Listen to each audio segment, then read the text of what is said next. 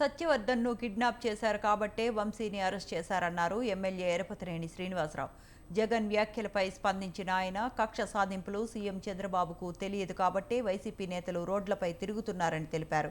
వైసీపీకి 13 సీట్లే ఎందుకు వచ్చాయో జగన్ తెలుసుకోవాలన్నారు.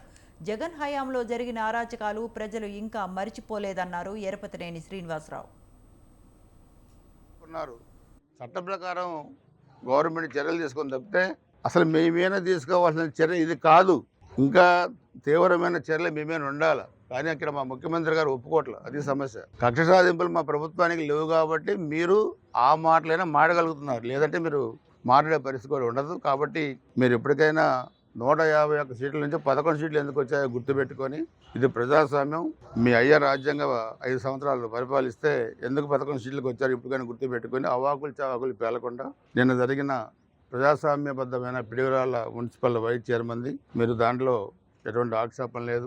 జిల్లా జాయింట్ కలెక్టర్ గారు ఉన్నారు, ఎన్నికల అధికారి ఆర్డీఓ ఉన్నారు, అదేవిధంగా వీడియో రికార్డ్ చేశారు, ఎన్నికల సంఘానికి పంపించారు. సో అందుకని మీరు మాట్లాడేదే ఇక్కడ వినడానికి ఎవరు లేరు. అది అర్థం చేసుకో. ఆ రోజు మీ వాళ్ళు చేసిన దౌర్జన్యం కూడా నీకు వీడియో పంపిస్తాను ఇప్పుడు 5 నిమిషాలు. అది కూడా ఒకసారి చూసుకోమని జగన్మోహన్ రెడ్డికి కోరుతా ఉన్నాను. కిడ్నాప్ కేసులో ఇరుక్కున్నారు.